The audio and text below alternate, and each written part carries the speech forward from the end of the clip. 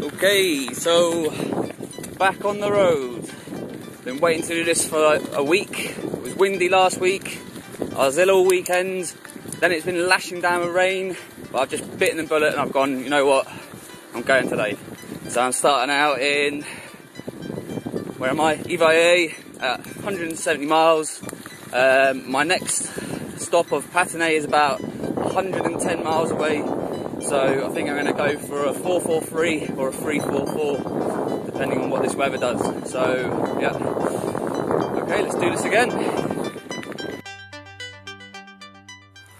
Right, just give you an update.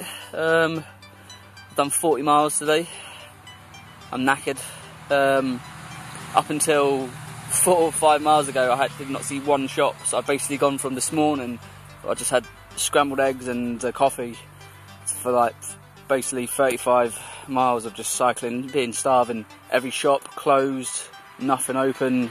Got to the Lude and found a little shop. Spent €6 or whatever on a load of food, so I'm going to pig out on that before I set up my tent. But just to show you where I've gone from. I've gone from this point here to the Lude there. So I think that's pretty good for today. So another 70-80 miles and I'll be at my next destination, so I will keep you informed. I've just had the best sleep in my new sleeping bag. I spent €60 on this the other day and it's the best buy that I've done of 2012. It's like double insulated and everything, zip right up, proper South Park Kenny style here.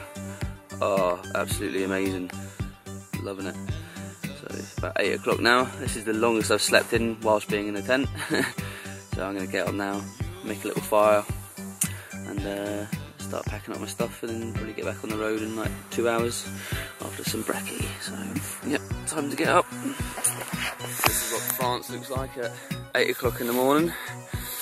You can see loads of frost on the floor over there. So last night was 1 degree I think. And tonight is going to be -1 and tomorrow -2.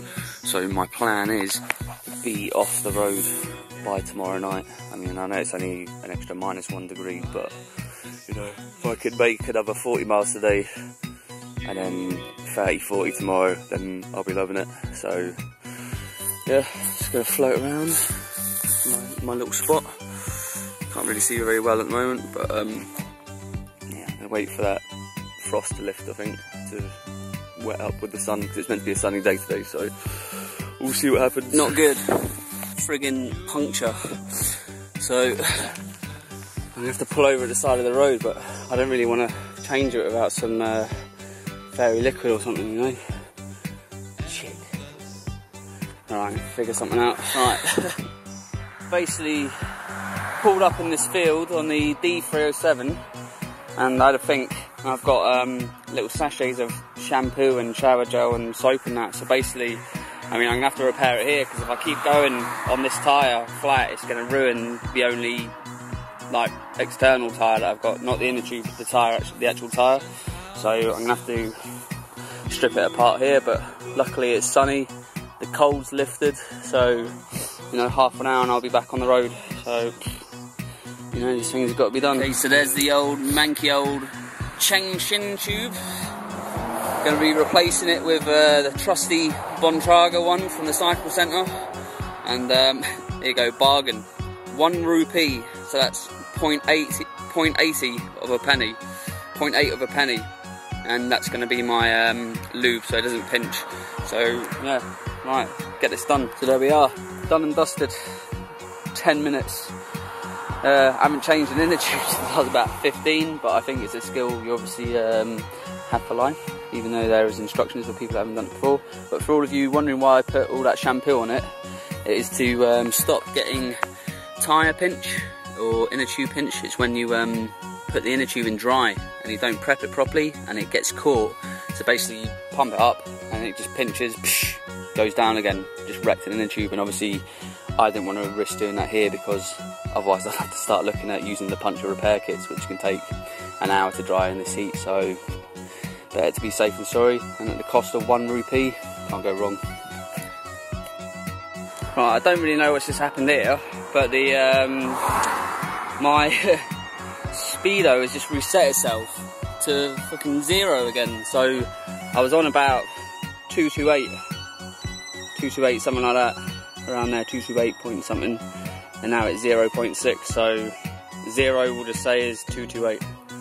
Oh, I can't believe that. I'm actually well pissed off about that. Oh well. Right, just coming into summer or something like that. I'm on a 3-lane highway, so there's a stunning view over there.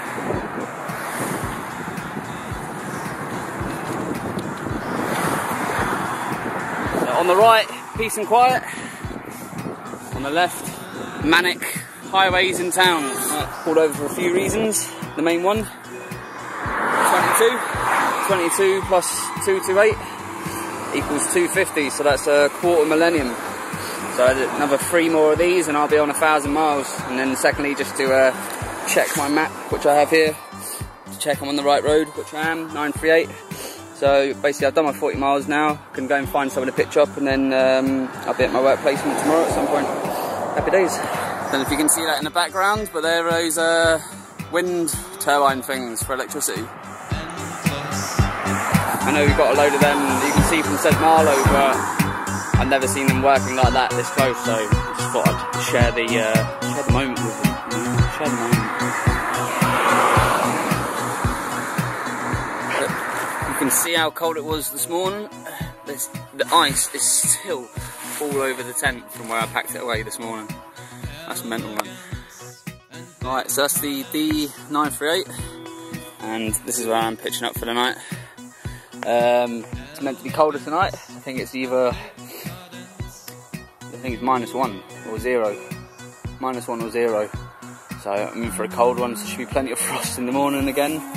Yeah, so that'll be my hands gone for another hour tomorrow morning after putting the tent away.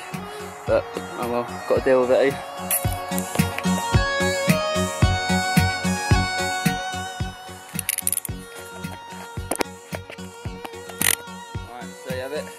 Starting the day out on 25 miles.